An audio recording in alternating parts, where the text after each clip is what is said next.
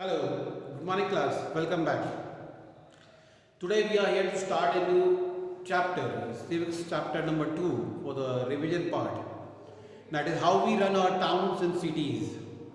In the last class, in the last chapter, we studied about the Panchayati Raj, how a village is maintained, how a rural area is looked after. Here we look about the town areas or the urban areas, how it is maintained. How the civic amenities are helpful in the town areas. First, we need to understand what are civic amenities. The basic facilities that is required by every individual, no matter where he or she resides. If you reside in a particular area, you require particular facility which is to be supplied by the government. The facilities like the water supply, electricity, a good road system, a good educational institutions, healthcare facilities. These facilities are to be supplied, are to be provided by the state government.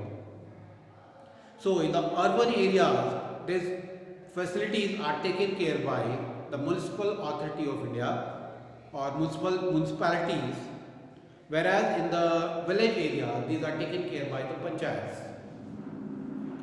So today we are here to talk about the municipalities, how do they function, what are their basic responsibilities, and what are the powers bestowed to them by the state government.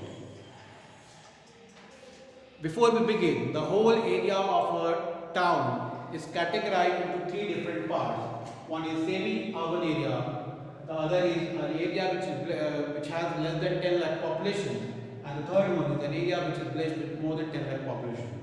Semi-urban areas are those areas wherein the mixture of rural and urban people are found. Means the area which is on a progressive stage, it is progressing from rural to urban areas.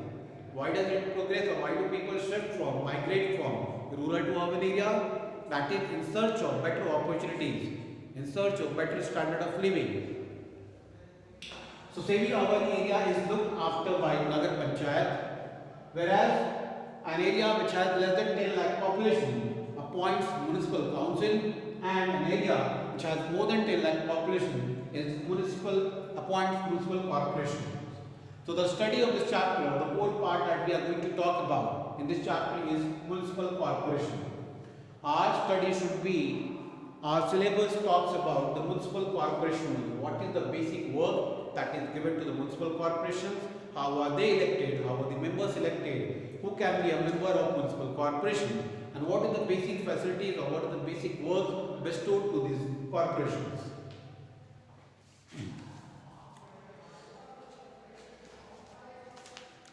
The municipal corporation consists of members elected by the registered voters of the city. It is the people who elect the members of the municipal corporation. It is they who elect by using the universal adult franchisee right, that is right to cast votes in the different departments of the government affairs. Now those who are 21 years of age or above may stand for election. Who can be a member, who can stand for the election of for a municipal corporation is basically who have crossed 21 years of age, who is a resident of India, who does not have any criminal cases on him or her, can be a part of the election. For municipal election, the city is divided into smaller areas called as wards.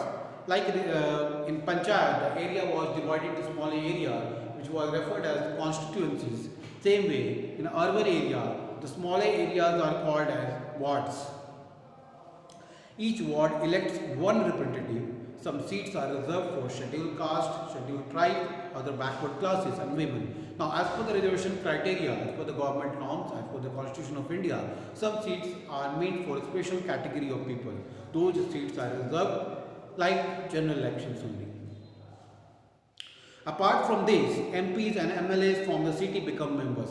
Now, MPs and MLAs become a direct members of the municipal corporations. That is, they are given the rank of ex officio members. Ex officio members are those members who are holding a respectable post, respectable designations at their own work. But apart from that, they are given a subsidiary work just to be a supervisor of the whole department. Some distinguished residents of the city are appointed as members. They are called as eldermen. Now, eldermen are basically the people who have crossed 60 years of age, who have good experiences of life and different criticalities of the life matters.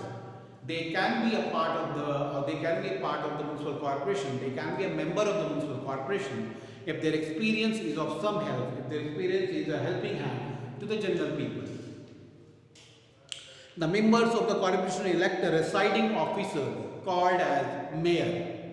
The residing officer appoints a person who is called as mayor. He is the one who is responsible for managing the affairs of the cities or the towns. Municipal corporations are formed for a term of 5 years.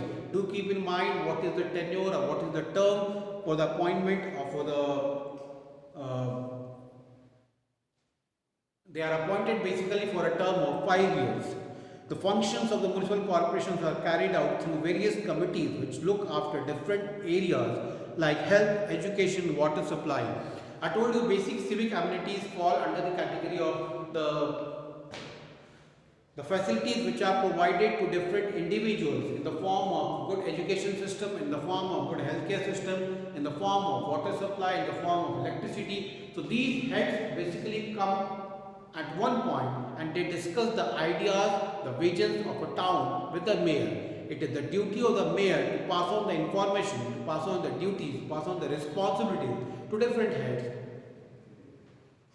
The state government appoints an official called municipal commissioner to look after the functioning of the corporation. Now there is a supervisory body above the municipal corporation. He is known as municipal commissioner. He is directly appointed by the state government, by the state. His duty is to look after the affairs of the municipal corporations.